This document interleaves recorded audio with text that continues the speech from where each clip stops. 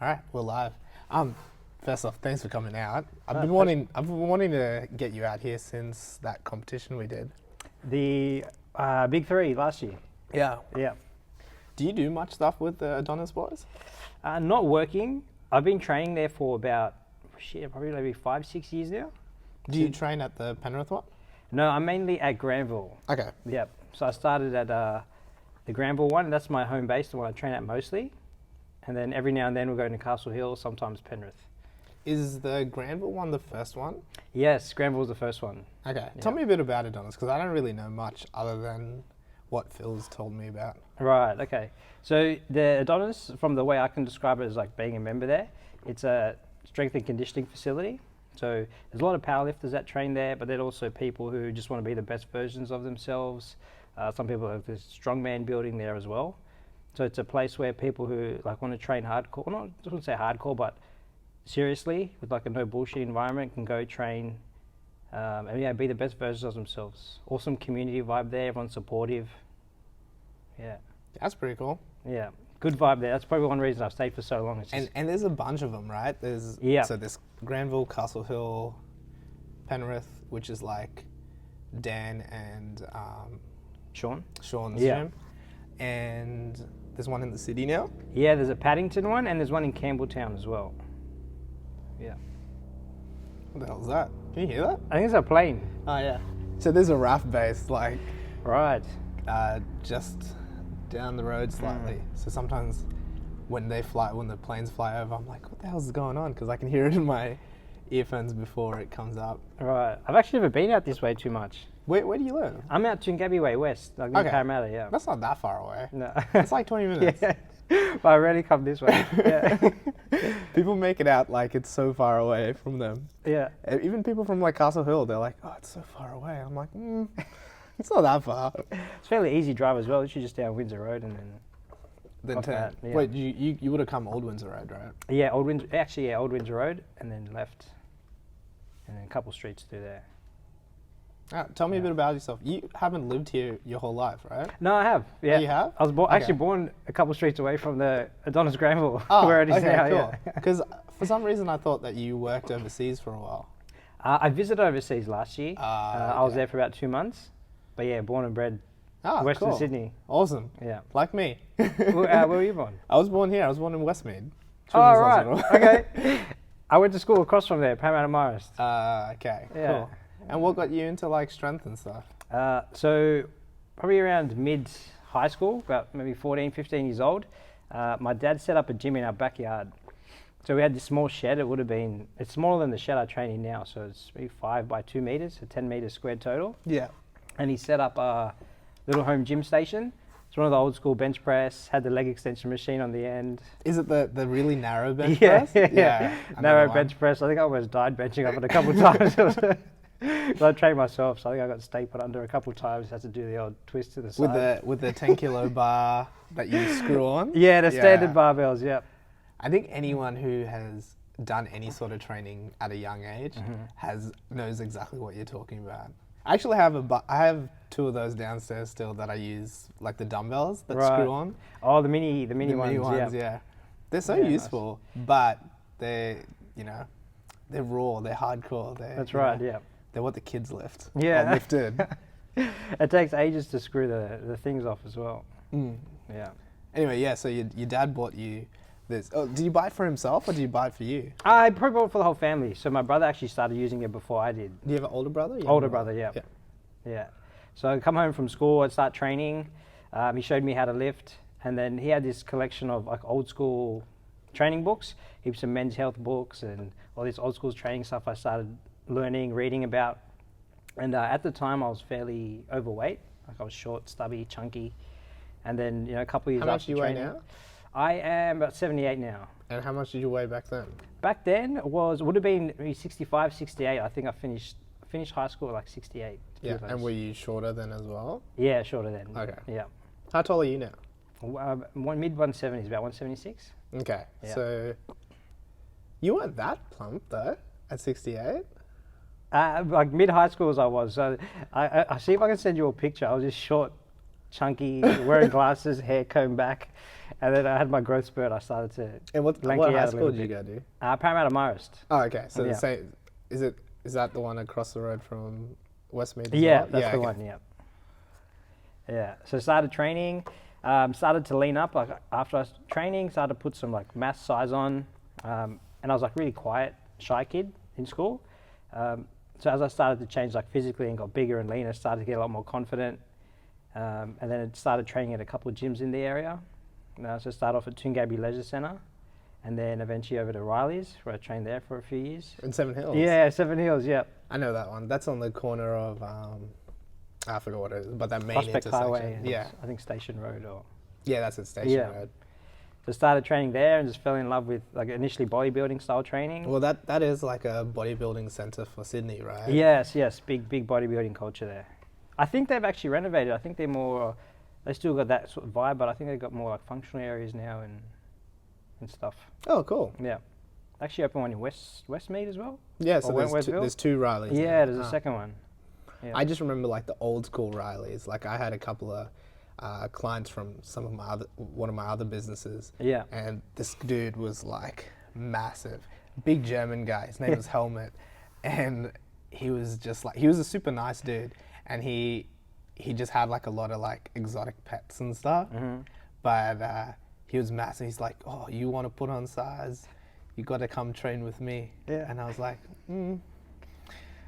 I want to put on size, but the way you do it seems scary. How did he train? Oh, just, I don't know how he trained. I didn't know the guy outside of what work I was doing. Yeah. But it, like from what he described, it was just like, sets to failure, always dumbbells, never like, I know he said he never squatted because it makes his waist thick. Right. A couple of those sort of like statements that you hear from bodybuilders all the time. Yeah. But I was young, like I wasn't into training that much. I was just sort of like dipping my feet in. Right. Actually, I got a cousin who's ex-bodybuilder as well, and he used to purposely try to turn his core off while he was training because he didn't want the waist to get bigger. Really? Yeah. Does that work? Wait, are you a physio as well? Exercise physiologist. So you're exercise physiologist, because you work with pay and stuff, right? Yeah, I do some a couple of days work over at PB Physio, and then the rest out of my home gym. Okay, and that's Strength Shed. That's Strength Shed. Yeah. Sorry, we're going all over. That's the place. all good. I'm just trying to fit all the pieces in my head. Yeah. Because we didn't really plan on doing this episode. It just kind of happened. Yeah. So you're an exercise physiologist, and so tell me, does that even work? Being an exercise physiologist? No. Turn your core off while you're trying to exercise. I don't think it's possible. I mean, because once you get the bar on your back or weight in your hands, it's going to switch on. But I guess you could have a less intense contraction than if you're trying to brace. Yeah. But yeah, I don't think you could fully switch it off. Your spine will just go wherever. It's always strange to me when people try to disassociate things that are almost, how do you say it? Like, like they're natural things to happen. It's like stopping breathing to turn your core off in some ways. And I know people have like dysfunctional cores, but like when you have something on your back, something's working. That's right. Otherwise you're just gonna bend and snap. Yeah. But yeah, people are weird. Yeah, you hear some things in this industry. Yeah, you do. You do. I think less now.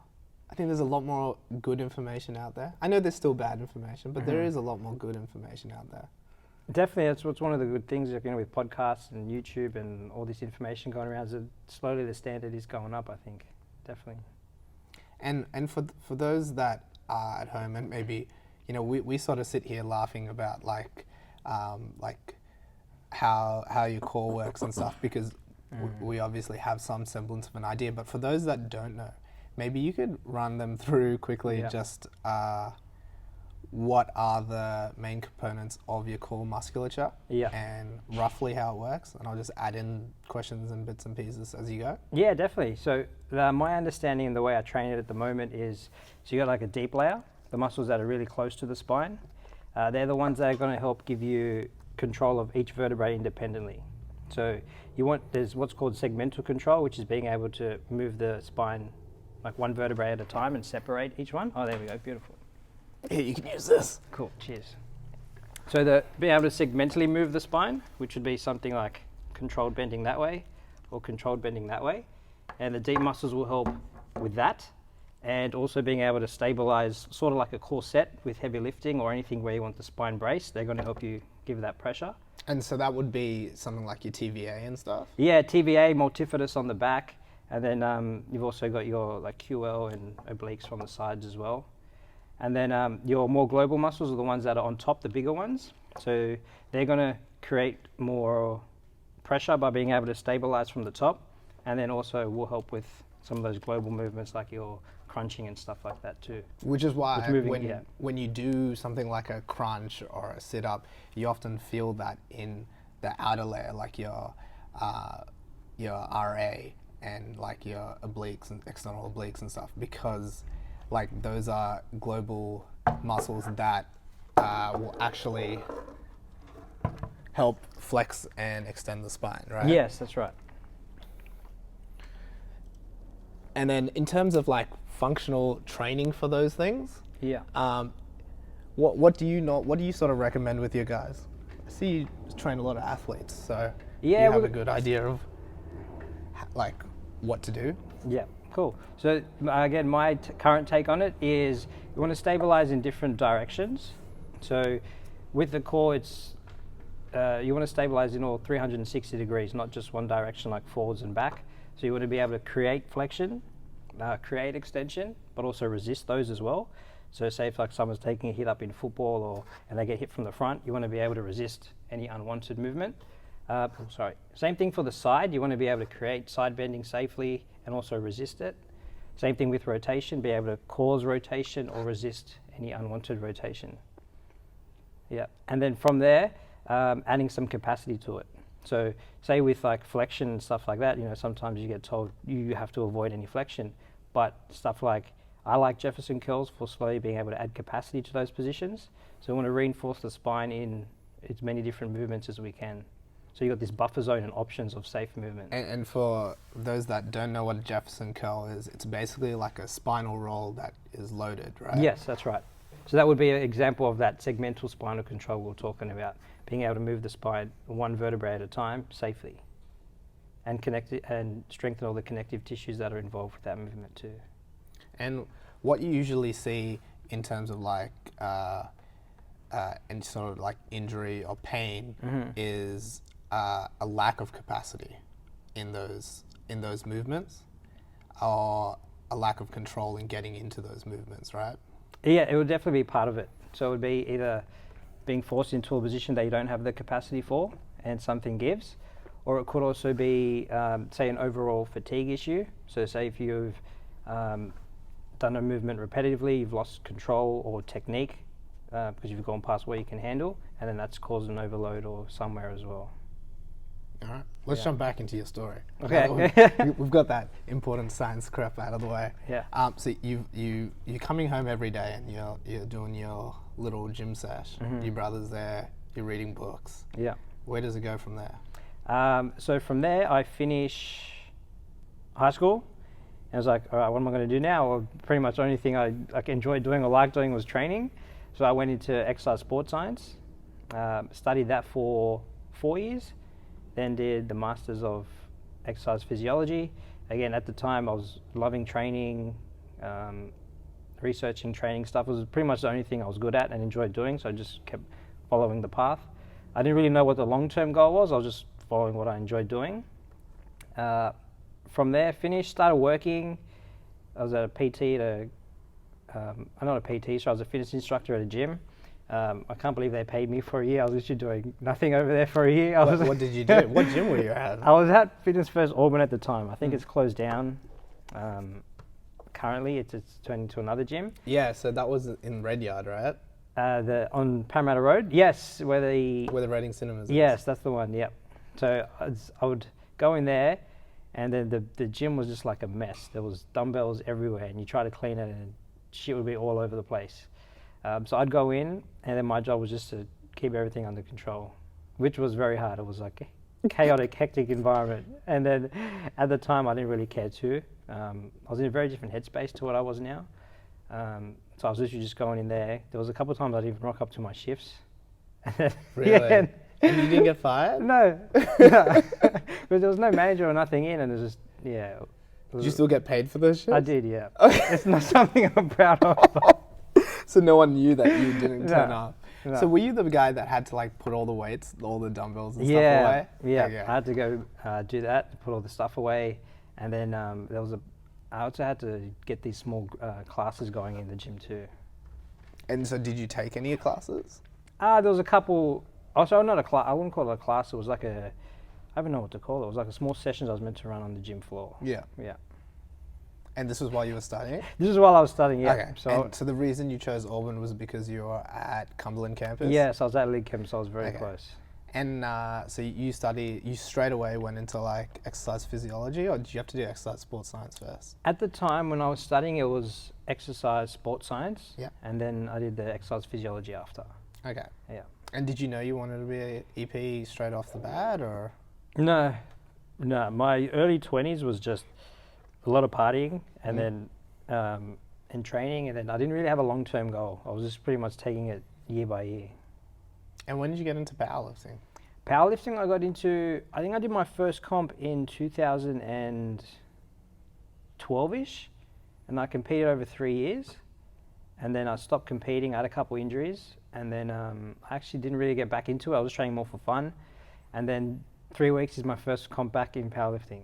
Oh, in many years? In like about 4 years, yeah. Far out. Yeah. Damn, that's cool. Yeah, very excited for it.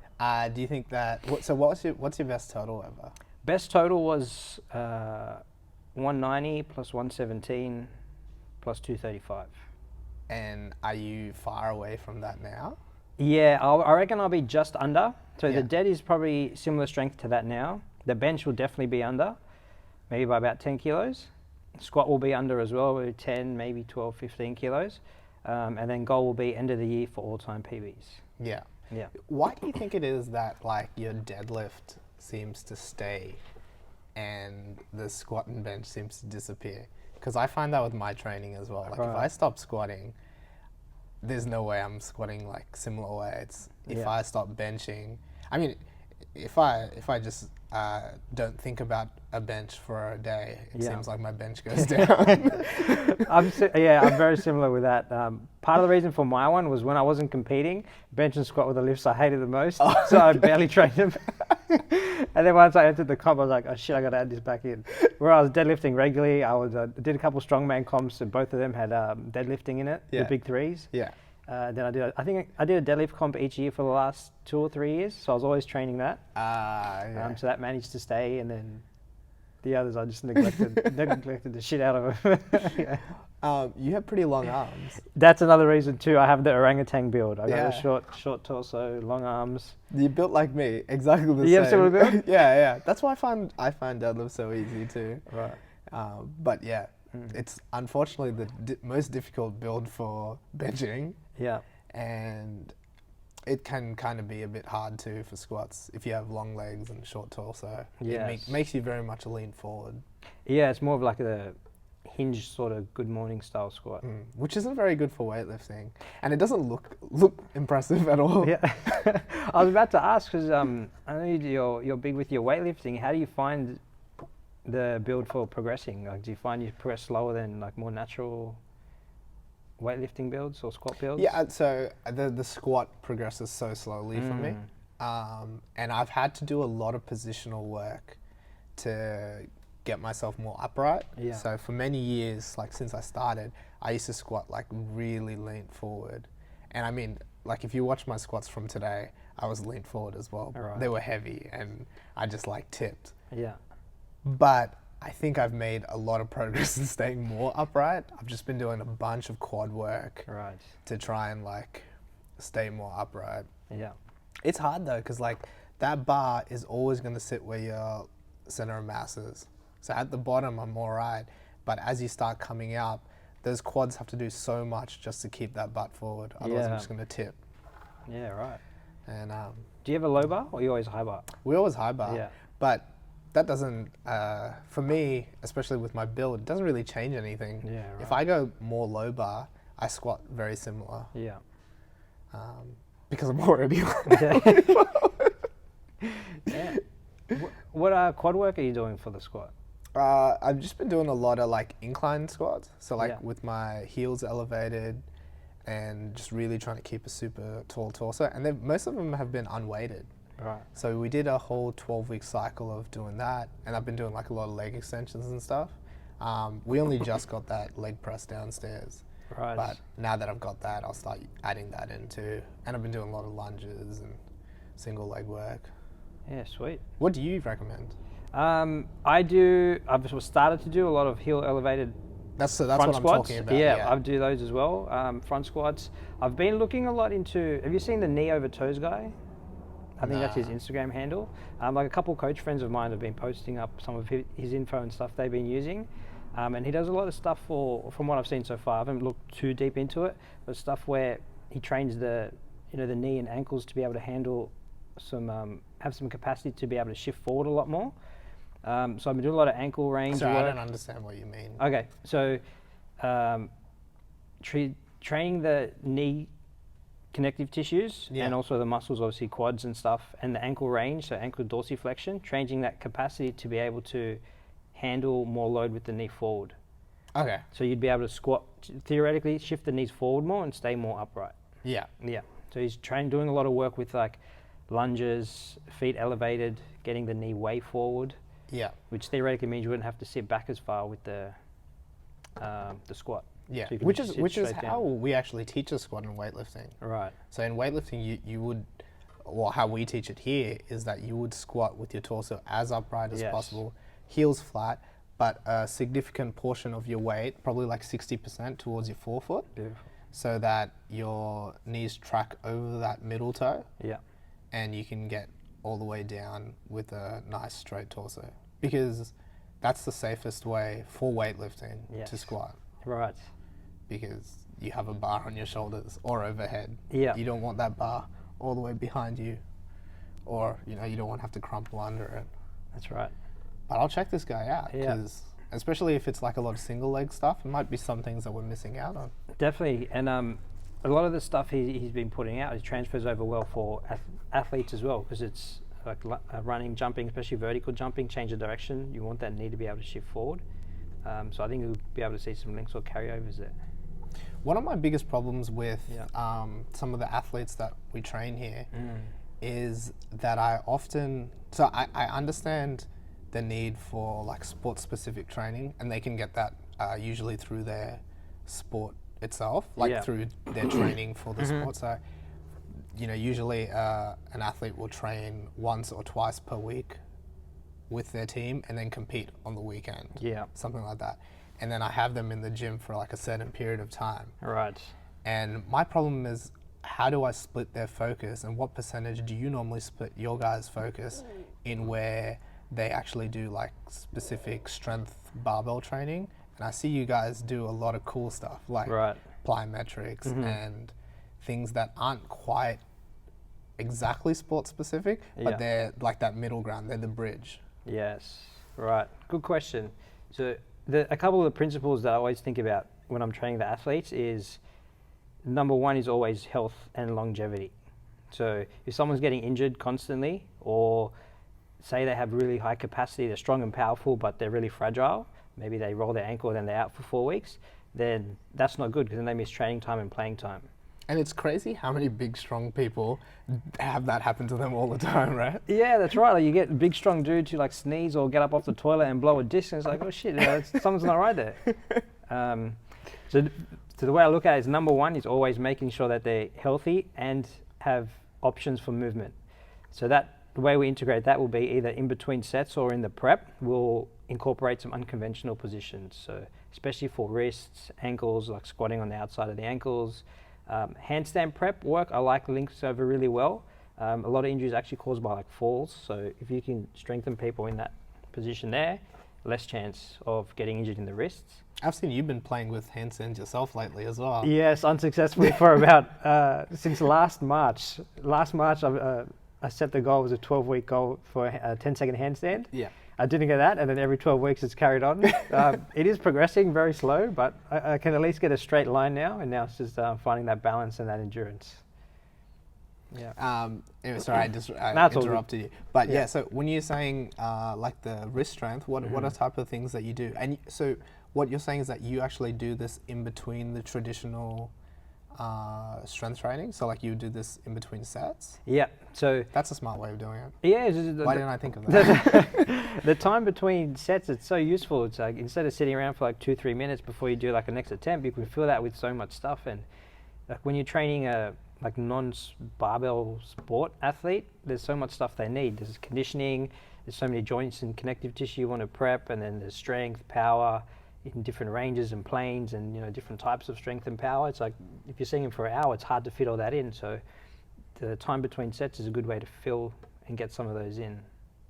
So let's say we've got, and so this also lends itself to like things like contrast training, and like PAP and stuff like that. So you could potentially have someone who's doing like their heavy squat session, and in between do some plyometrics, or maybe even just like ankle stability work in between. Or if you don't want to fatigue them for their squat session, you'd have them do their wrist work or something like that. That's right. Yeah.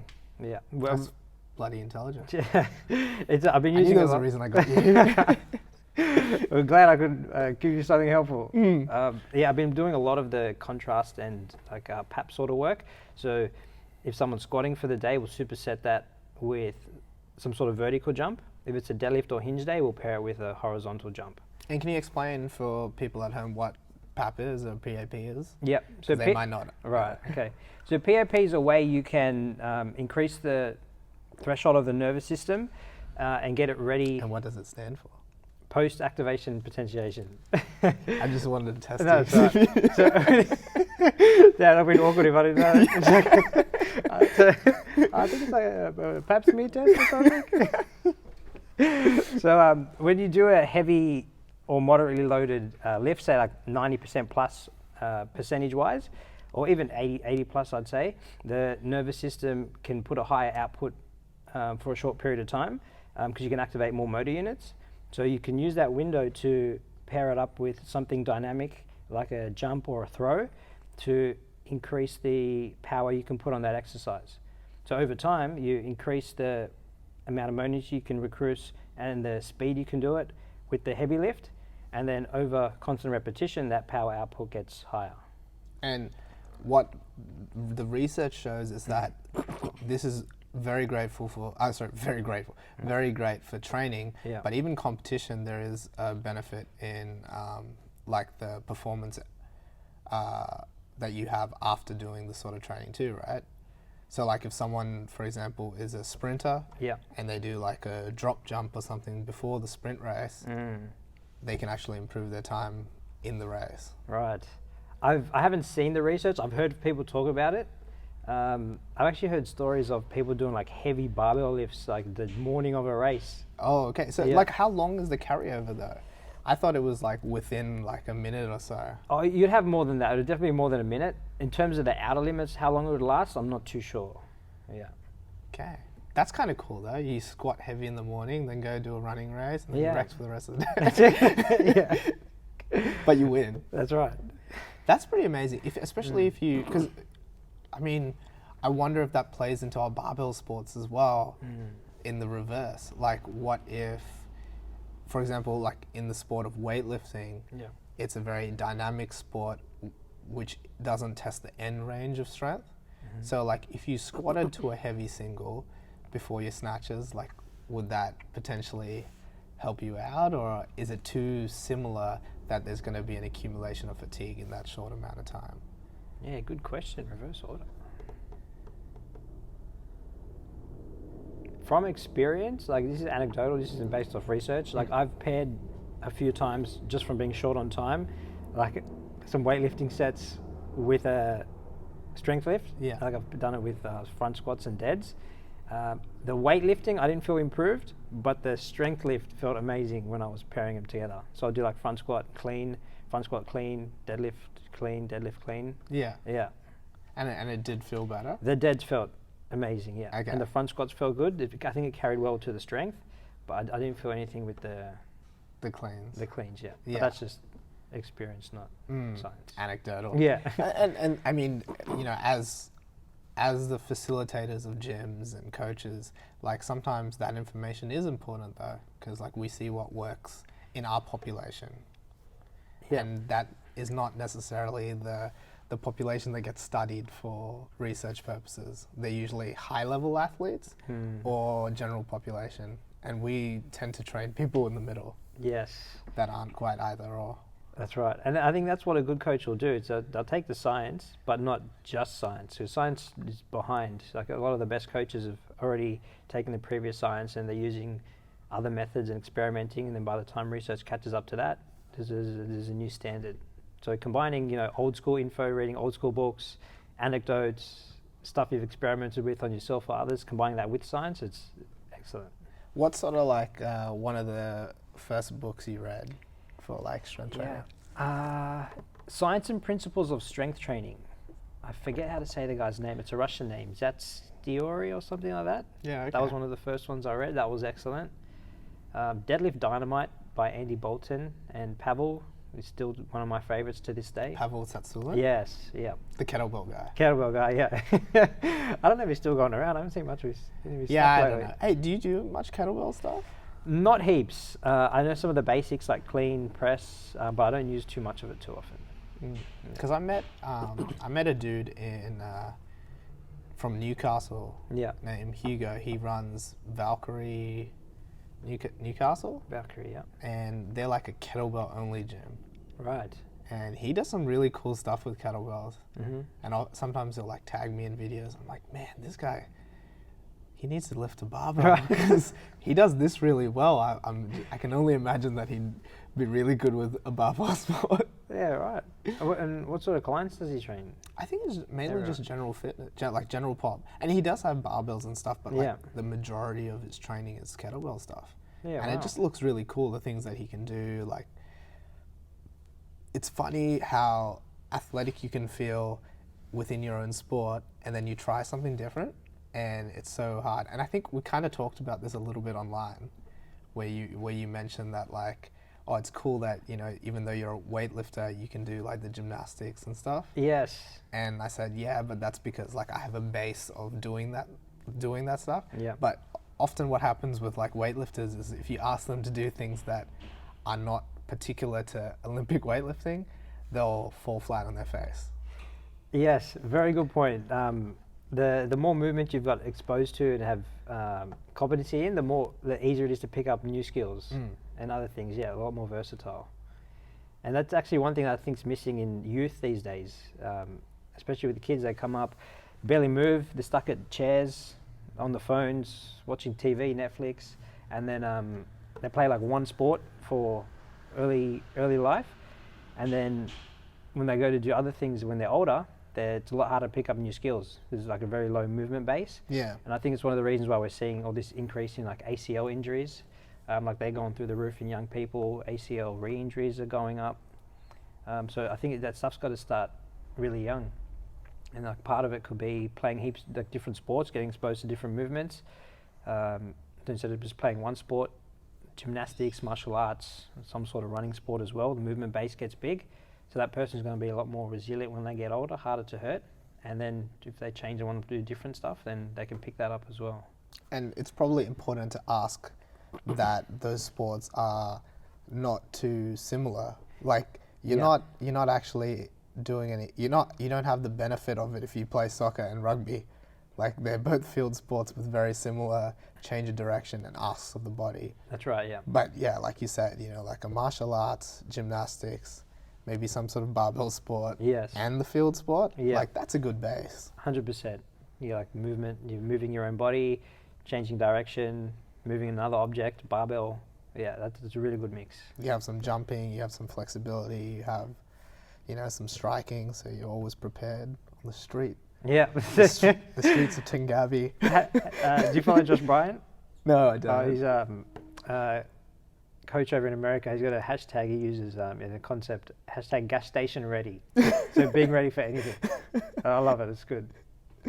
Because a bunch of stuff always happens at gas stations. Yeah. His thing is, if you're at 3 a.m. filling your gas tank up and someone causes start coming over to cause trouble, you can take care of business. As much as we laugh, like I really like that idea of being ready for anything. Yeah. I tell so many people this, but like a big part of like why I even train is because I was obsessed by like superheroes growing up. You know, the people that were ready for anything. They could lift whatever they need to. They run, they fight, they can do it all. Right. And I mean, that's why I got the Infinity Gauntlet. Yes. Right there, ready to snap everyone out of existence if I need to. And no warm-up as well, you don't see. Yeah, no warm-up. We're going to do a couple of dynamic stretches and then picking up the hammer just straight into it. Yeah, and that's another cool thing. How much do you have to warm up to lift? At the moment, it's less. I don't do any passive stretching anymore. It'll be some sort of active control drill. And what's an active control drill? So something where you're taking your body through its range of motion under control. So a passive stretch will be something where you're just like relaxing into it. Great for getting range of motion, not so good for building control at end range, stability and capacity. So like a classic, like if you put your arm up against a wall, the pec stretch, yeah. You know, turn away from it. That's like a classic pec stretch. Yeah. Or like a lunge, pushing your hip forward is a classic, like a hip flexor stretch. Yeah. Those are passive. That's right. Yeah. And then what's an active control stretch? So an example of that could be some of controlled articular rotations, which are really big at the moment with FRC, functional range conditioning, going around. Something where you're taking your body through its active end ranges. So example could be, say, for the shoulder, a shoulder car, where you're going into max flexion with fist squeezed, and then rotate, slowly coming around, full extension, down by the side, and then reversing. And for guys that are listening, Nick's basically looks like he's bringing down a knife onto the table, like Psycho style. That was actually on TV a few weeks ago. Psycho? Yeah. And then, when you are doing the cars, you want to only move at that joint. Yep. So you don't want to see movement in any other joint, just max out that. And then you've got more global, say, active or dynamic control drills where you're taking multiple joints through their ranges. And what's the benefit of that compared to like a static stretch? Yeah. So with the static stretch, you're not really getting any muscle activation. You'll get the stretch, but with the active control drills, you can actually expand range. Plus you're waking up all the proprioceptors around the joint as well, so that when you do go into moving, they're ready to go fire off signals to the brain, so it has better position sense, better control of the joint. You're not getting that with the passive stretch. I'm not 100% sure, but I'm pretty sure you actually decrease it with the passive stretch. So you get less like proprioception around the joint. You will get a short-term decrease in power output from passive stretching. Some of the studies have shown. You won't get that with a dynamic or active control drill. And we know for like strength athletes that are trying to maximize the most out of every training session, that motor unit recruitment is paramount importance, right? Yeah. Like you'd rather lift your 100 kilos with the most amount of motor units to get used to it than, lift it with like half the amount. That's right, yeah. Not saying that it's a 50% decrease, but any reduction is not detrimental. Actually, it's not always detrimental, because I would rather be able to squat to depth than not be able to squat to depth at all. Right. So I guess there is some times where passive stretching can help, but this sounds like a great way for someone who already has some sort of range to I just don't want to demonize that's right, passive stretching, which some people do that. And it does have its uses. If you're doing it, say, after a session, it can help decrease like nervous system tone, re-get tissue length after the session. They can also use it. One thing that's as well where it will come in handy is if you don't have the range of motion to get your position that you need for that, say, technique, you could always compare a passive stretch with the active control drill as well. So use the passive stretch or whatever sort of mobilization to expand the range, but then very quickly pair it with some dynamic control at that end range to actually add some capacity control in the range you just opened up. So it's not one or the other, you can use both? Yeah, you can use both, yeah, definitely. And even you could use it as like a recovery or on like an off day if you're not training. You could always do some passive stretches there. But again, I'd recommend pair it with some dynamic control drills as well. I keep taking you off topic. That's all right. What does the rest of your warm-up look like? Rest of the warm-up will be pretty much, I'll do something similar to the movement I'm doing to like get blood flow and get the joints ready. So if I'm going to squat, I'll do, at the moment I'm going through some duck walk progressions. I'll find I hate doing the same thing over and over again, so I'll find something similar to the movement I'm doing that I can get better at. So at the moment it's duck walks, getting the ankles ready, hips, knees ready as well, and then I'll go into my warm-up sets. And as a point for people at home, like I've been thinking about this a lot lately and doing it with my own training is, and you mentioned it, like your warm-up doesn't have to be just to prepare you for the next thing. It can also be something to work on. Yes. So for you, for example, with the duck walk, what are you working on? Like, is there a progression that you're working on in the duck walk? Yeah. So when I first started the duck walk, I was horrible at it. I could barely sit in range and get the knee forward. So I was doing it with a pole first, static, and just practicing going up onto the big toe, getting the knee forward. Then I'd do the same drill without a pole. And then now I'm starting to add actual movement in. So hands on the floor, knee will come forward, and then I get the other leg in front. Yeah. And then the final progression to that would be, like if you could get into a duck walk with your hands like this. Yes. And fight against someone in that position. That's right. Which was an actual game that we used to play here. It's called Pinsy. No way. Yeah. As a warm-up or just? No, just in general. Usually when we were drunk. But just that's what weightlifters do when they're drinking. They play weightlifting specific games. Yeah, right. What was it called? Pinsy. Drink, play Princey? Pinsy. Pinsy. Because you look like a crab. Right. Pincers. And then you just knock everyone over. Last person standing wins. Do you have videos? There is videos. Oh, please, if you look back on our Instagram, you'll be able to find it. I'll show you at the end. Okay, cool, yeah.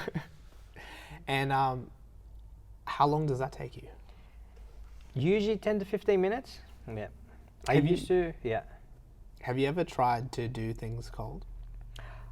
I have, especially if I've stuffed up my schedule and then I haven't left much time for the session. Never goes well for me, yeah. I like try and go straight into a barbell and it's like, ugh, the old man sound, trying to sit into a squat. Because I always wonder, like, you say like you want to be gas station ready. Yes. Like, is there, can you move so much that you never really have to warm up? I think you can get to that point, yeah. If you consistent with it and you actually like get the tissues and stuff to adapt, then your set point will change. You might be really stiff at the start and need 10, 15, maybe plus minutes to be able to sit into a parallel squat. But as your actual set point and control changes, you'll be able to sit into that a lot easier. So I think you could definitely get to that point. Maybe you just could literally go straight to the barbell. Yeah. I mean, I train really early in the mornings now. Yeah. So I kind of have to be able to get warm faster. Right. Or I'll just not train. Because, when you're really stiff and feel gross, like it's hard to get started.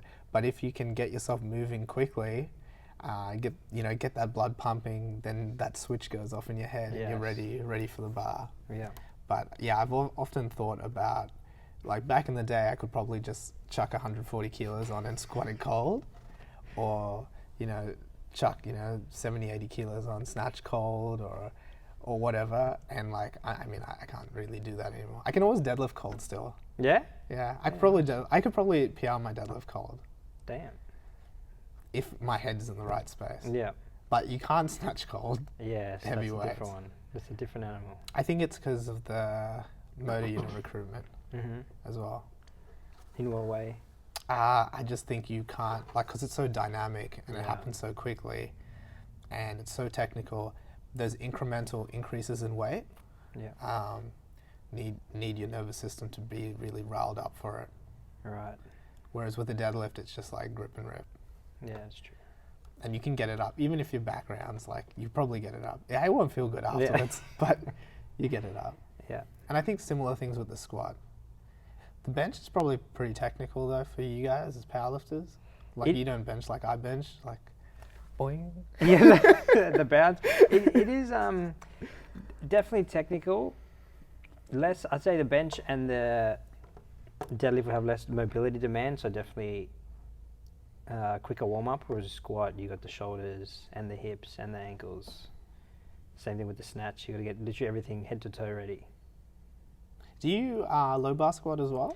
I have gone back into it for the comp prep. I hadn't done it in years, and then the first couple sessions back was like, oh my God. And is it for you, is it mainly like the shoulder discomfort? Yeah, mainly the shoulders and the wrists because of the long arms. Like literally, for me to be able to get into my rack, because it's not a massively wide power rack, the wrists always cock back. Yeah. And then I'm just feel like always jammed in there. Do you find, like, is the benefit to low barring that great that it warrants doing it for you? For me, with my build, yeah, I suit it a lot more naturally. Yeah. When I high bar, it just looks and feels ugly. Yeah. Yeah. It's like trying to stay upright and then got to keep fighting the body going forward. Whereas when you low bar, you can kind of already just stay like how you are. Yeah, it's a lot easier with the torso position, much less change. Yeah. It just feels smooth when I low bar. Yeah. And like, would you ever, like, do you get your athletes, because I haven't really talked about the population you train. Yeah. What is the population you train? It's a combination of athletes and gen pop. Yeah. Yeah. So keep talking. I just want to check on something. Yeah, no worries. Yeah. And wait, I'll ask the next question first before I get up. Yeah. And do you ever get your guys to low bar squat, or do they all high bar? No, I don't get my non-powerlifting ones to low bar. I don't think the risk versus reward is worth it. Yeah. The amount of time it'll take to get them into the position and teach them the technique. I could just do something like a deadlift or a good morning or some other posterior chain move. Yeah, you can keep talking. Yeah, I'd rather use a different, easy to teach progression. Like? If it was a low bar squat where it starts to get a bit more posterior chain, I'd go for rather more of a deadlift, good morning, and then if I still wanted more of that squat pattern, I'd do either a goblet squat, safety bar squat. I think is good, especially for the population I teach. Much shorter learning curve. You don't have to worry about being jammed in this position. Yeah. Oh yeah, I really like having the safety bar. Yeah. That was a game changer for me, especially with like older athletes and stuff. That yes. Physically can't just like do this. Right. And it's comfortable. Yeah. For elite, not elite, for athletes that are good at squatting though, safety bar squat becomes less safe. Is it because they lose position or? Because they can no longer dump it. Right. Okay. I've never thought about that before. So, so you're just gonna dump on the rails? Yeah. I mean, so like for a beginner, yeah. Like a safety bar squat is very safe because the weights they're dealing with are quite light. So any deviation from the norm usually means they just slip out of position a little bit and can recover. Yeah. And most beginners fall forwards. Yeah. For advanced athlete, especially someone who's in a weightlifting sport who's used to dumping a weight. Yeah. They'll die when they do that. Have you seen anyone try to get stuck with it? Yeah. I've seen it online. All right. Okay. And it's like, so you know the two prongs. Yeah. They'll like scrape down your back as you go down. So you have like these massive gashes in your back as it scrapes down. Yeah, damn. If anyone's interested in a really cool video, there's a video of one of my lifters, Jack, cleaning the bar with I think like 60 kilos from the floor and shoving it onto his back and like landing in a squat. And it's pretty impressive. Holy crap. Somewhere on the Instagram as well. Slowly just tricking you guys into going and checking out our Instagram. It's really far back though, so you have to scroll through. With the safety bar? With the safety bar, he cleaned it. It was really impressive. And it happened when I wasn't here, so I saw the video, I was like, damn. Yeah. That's impressive, I'm not even mad. Damn. Right. Yeah. In terms of like other movements though, because like, what sort of sports do you deal with? I've got some combat athletes and field athletes, so... what combat sports, like MMA sort of stuff? Yeah, so I've got one who he's training mainly boxing, jiu-jitsu and karate at the moment, and then another one who is... So he's getting ready for MMA. Yeah. He trains full time. Okay. You'll see him in a lot of my videos. Mikey, very dedicated guy. He's training full time. Does he have any fights coming up? He is looking to nothing penciled in. He's looking to compete back half of the year. Okay, cool. Yeah. And how long has he been training for? Good question. You mean MMA? Yeah. I'm not sure the exact amount of years. Maybe three plus, I'm pretty sure. And how many years has he been training with you?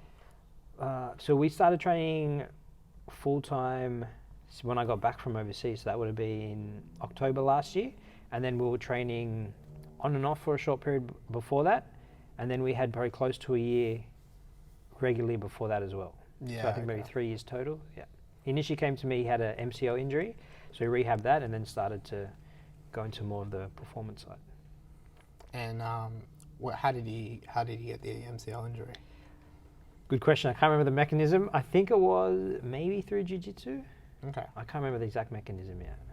Yeah, fair enough. And did he have surgery? No. It was only a grade 2. So with conservative treatment, and yeah, it's all good now. That's pretty exciting. Yeah, it was and fun. He's back to 100% now? Yeah, he's smashing it. He's killing it. Yeah. What kind of stuff do you do with him? Do you do any barbell stuff with him? We do. We do 1 field session a week and 2 gym sessions. The current block, he has a squat and a press day, and then a deadlift and a press day. And then each day we'll have, again, like we were talking about before, we do the strength lifts, but it's paired with like power work, so some sort of jump or throw, and then some resiliency work, so working on either wrist, neck, ankles. What sort of neck stuff do you do with them? Sometimes we do band work, so band around the head, isometric holds. Yeah. Yeah. Ah, okay. No, I have a neck harness, but I don't use that too often. It's more why don't you use that? I don't know how I feel about loading into flexion of the neck joint. Even if it's isometrically loaded into flexion? Isometric I'm happy with. I don't know how I feel about taking it through the loaded flexion. Yeah. What about loaded extension? Loaded extension, not too bad. Just to get into the habit of getting the head knocked back. Yeah, that's right. But like we were talking about before, there's no bad movement. You could prepare the body for anything. Just take time for it.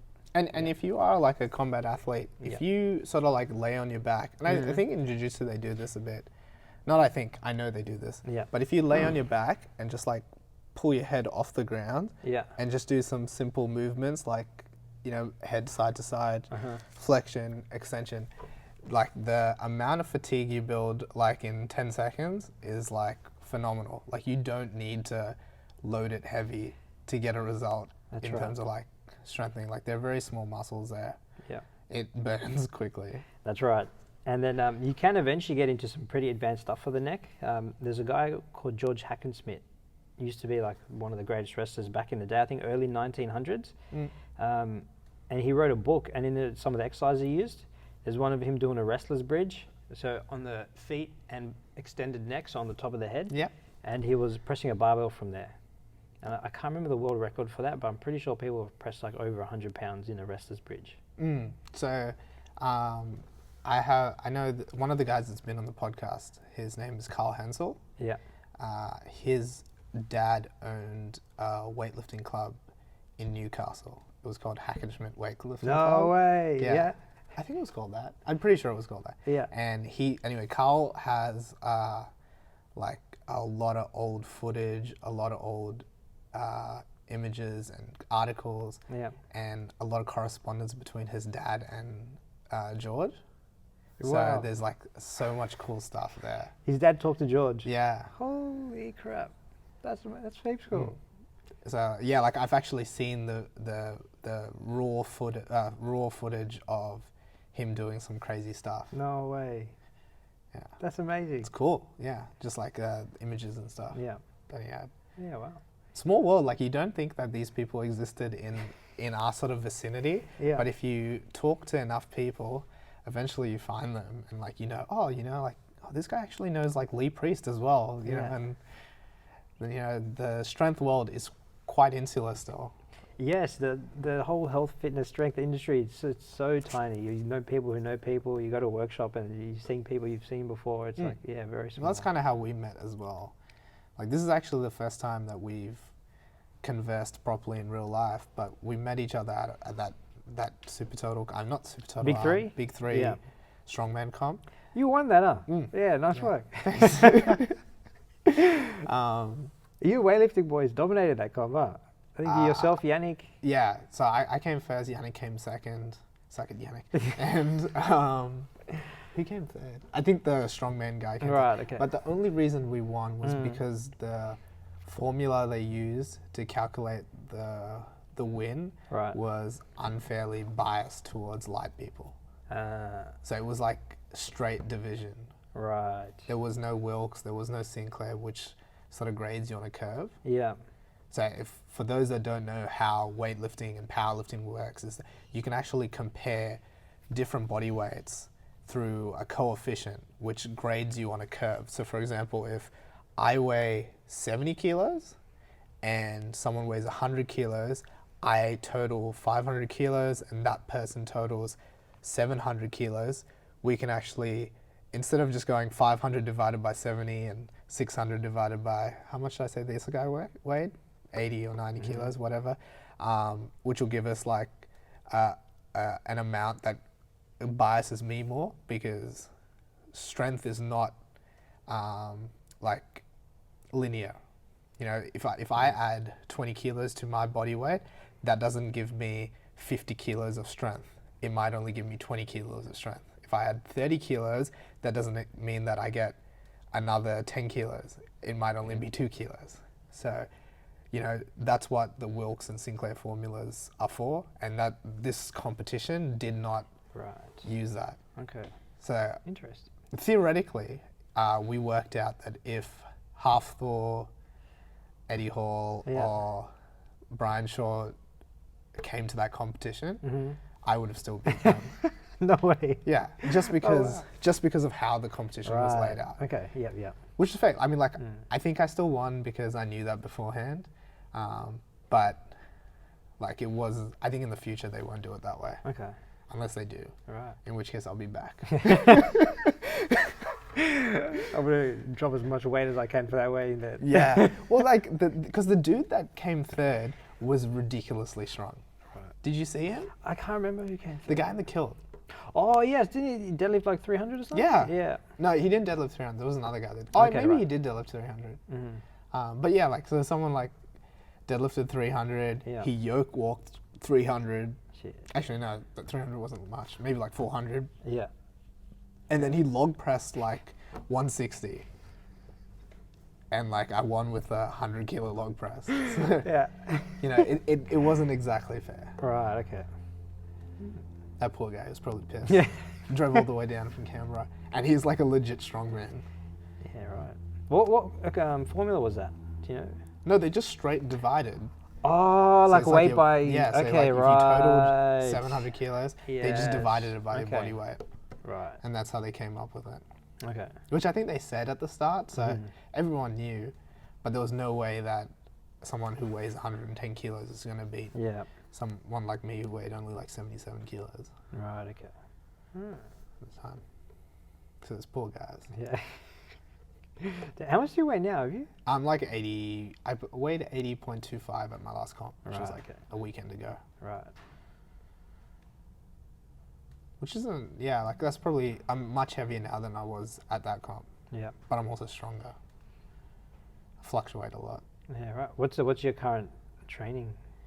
It's just a lot of barbell training. Yeah.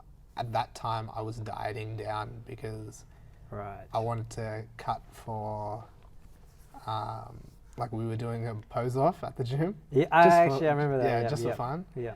Me, Harry, and Jack. So Harry and me were actually training. I don't know if Jack was really dieting and stuff for it. Yeah. But I lost a lot of weight for that. I got really, like I was happy with how I looked. Yeah. I wasn't happy with how I lifted though. Right. At that weight. But you're cutting now, right? Yeah, so I am currently the lightest I've been in a long time. What do you weigh now? 77, 78. I usually been around the mid 80s. And then start of the year, I was like, all right, I've never been 12% body fat. I'm making it happen this year. And then the comp came around. It was like when I entered, I initially entered the 74 class. I was like, I think I'll be able to make it. And then the last couple of weeks, I was like, no, I'm not going 74, stuff that. I'm like, if I can get to 75 and a half, I could finish off with a water cut. Yeah. And then I get to the lightest I was I got down to 75 and a half, and I just felt like shit. So then I started to come back up. But yeah, I think 74 is too low for me. But yeah, currently cutting. So I've done 2 powerlifting comps. Yeah. I did one at 74, and I did one at, what's the next weight class up? There's 83. Maybe I did it at 83. Yeah. But that 74, I even flew to Melbourne to do that competition. Yeah. Because there wasn't many comps around at that time. Do you compete in PA or? APU. That's a new one, right? That's a new one, yeah. So the first couple I did was back in the day, that was Powerlifting Australia. Yeah. And then, now I entered Robert APU. Wilkes. Robert Wilkes, yeah. The godfather of Powerlifting Australia. The godfather. What's going on there? I'm not 100% sure. I didn't really follow it too much. I think from what I know, or from what I've heard, he got booted out of IPF. And then there's some battle between who was IPF affiliated, APU's IPF affiliated now, and then Powerlifting Australia is still going. I think, yeah, that's pretty much all I know about at the moment. I haven't really followed it too much. Yeah, okay. So you don't know like any secrets that you can spill? No, I can't. But someone actually mentioned a while ago as a joke, should have it like an APU PA lift-off. They should. Get the best lifters together and compete against each other. Do you know who DBS is? DBS Barbell? Yeah. I've heard of them. I don't know much about Okay, because I follow them on Instagram Yeah. and Facebook, and he's always like ranting and raving about like Powerlifting Australia and APU, Right. and I'm like, all these sports have so much politics. I know, it's just, why can't we all just lift and get along? Every sport has politics, but barbell sports are like politics on social media. Yes. That's what it looks like, at least. Yeah. Do you have your phone on you? I do, yeah. Do you know what the time is? It is 4:20. Oh, cool. We'll go for another 10 minutes. And Yeah, then, sweet. and then hopefully people will come in Yeah. and they'll start lifting. We can lift too. Yes. What do you have you trained today already? I haven't, no. Ah. I was meant to do low bars today. Oh, cool. Low bar squat, yeah. Maybe you can teach me how to do low bar squats. Yeah, let's do it. Yeah. Yeah. I've already squatted today, but I'm willing to do it again. Okay, sweet. What'd you go up to today? Like 147. Okay. Just for like, we're doing like a lot of eccentric stuff. Yeah. So like, I mean, when I say eccentric, slow eccentric stuff, so 3 seconds down, 4 second pause. Right. No. Do you do any tempo work with your guys? I do, yeah. So especially if they're newer or far away from a comp, it's a lot more tempo work. And then I usually start a block of training with slower tempo, get the eccentric strength, which especially because we do with a lot of athletes and a lot of jumping, you have to be able to absorb force to be able to then use it again and redistribute that load. So we train the eccentric to train that force absorption and connective tissues. Plus it's very good for movement patterning and picking up patterning movements, which if we're doing a new block and we've got new exercises in, the slower tempo helps learn that. Then we start to go to faster tempos throughout the block. Okay. Yeah. And when you say it's good for motor learning, because like if you can control it down, you can usually stay in that same pattern as the way up. That's right, yeah. Because you're stronger in your eccentric. 100%. And cause or you should be stronger in your eccentric. Should be, yeah. And because a lot of, if someone's new to a movement or they're, say, inexperienced, like a new trainer, they'll usually tend to rush through movements and just dive bomb and go really fast, using more momentum than not actual control. So the slower tempo helps you actually think, move through the pattern and learn it. And when you talk about capacity as well, one of the greatest things you can do for an athlete, especially a weightlifter, which is a sport of like, a lot of that stretch, shorten, cycle bounces and things.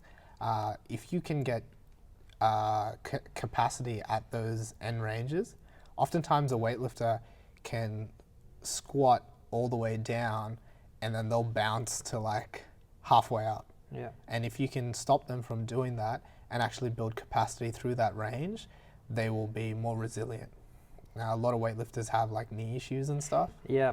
And it tends to be, especially when I say knee issues, like tendinopathies and whatever, if you have that capacity, that like tendon load, you'll be able to actually be more resilient to tendon degradation.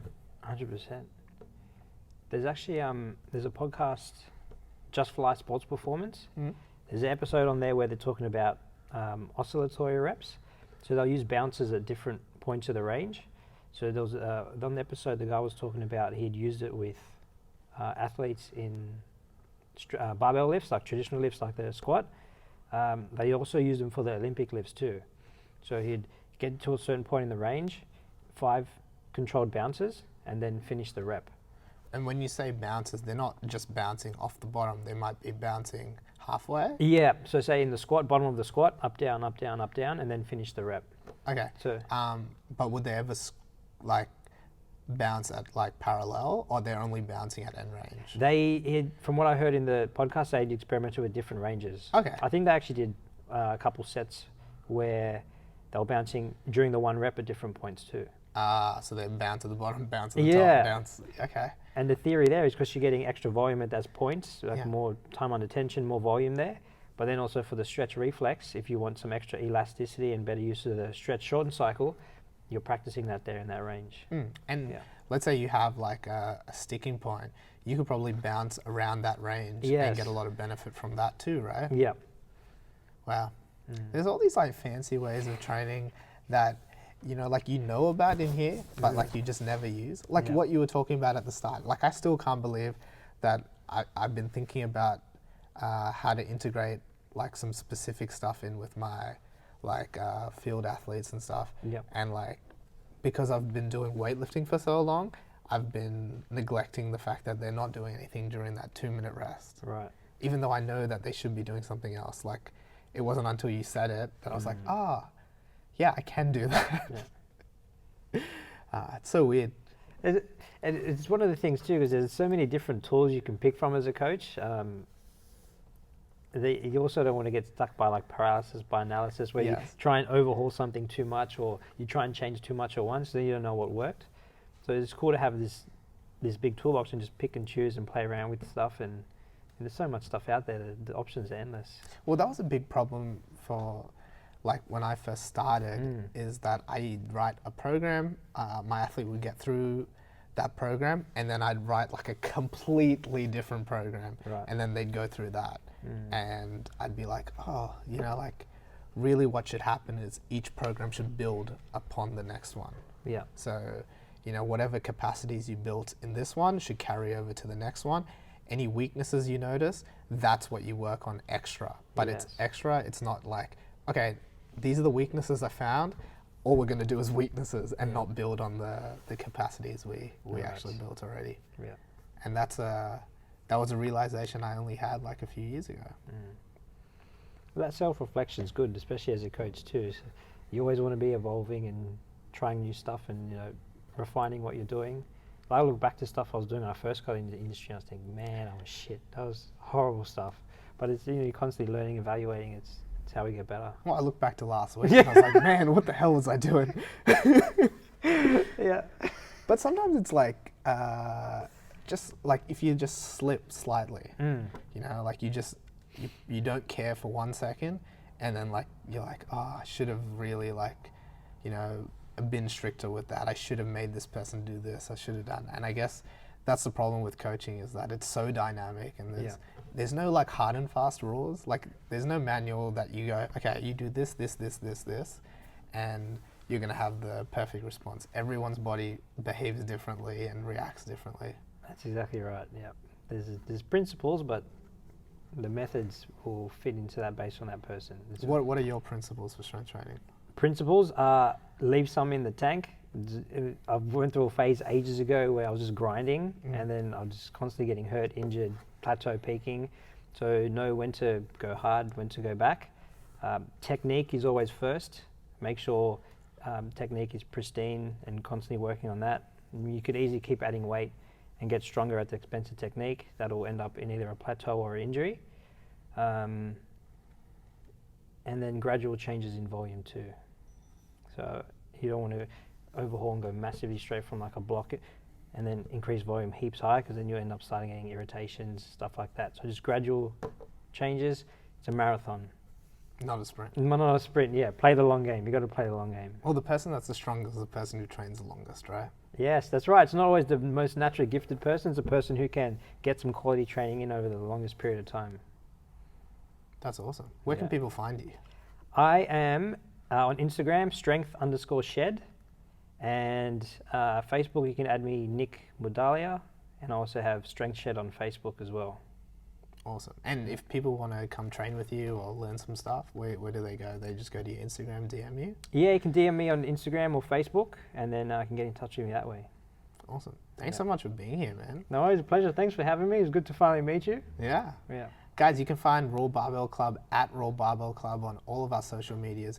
Be sure to check out our stories on Instagram, and we're always posting really cool information there. If you are listening to this episode, please check out our YouTube channel. We post the podcast on YouTube, and you can see a lot of the stuff that we sort of talked about with our hands on YouTube. And make sure you follow us and like us on Facebook as well. If you really like this episode, please reach out to Nick and I, and we'd love to hear from you guys. And if you want to support the episode, please share it around, comment. And if you really, really, really want to help us out, you can now donate. So making this podcast is so much fun, but it does cost us a bit of money, from hosting fees to like expensive equipment, all of those things. Everything sort of adds up. And now you can actually help us. So we're not asking for much, just the price of a coffee. If you donate, all you have to do is go to www.rawbarbellclub.com/donate, and you can donate whatever amount you see fit. And yeah. Oh, also we have some t-shirts and stuff coming up for sale soon. So if you want a RAW Barbell hoodie or whatever, you check that out too. I'm in for some of those. Oh, cool. 100%. Thank you so much, guys, for listening, and thanks again for being here, man. Thanks for having me. See you guys next time.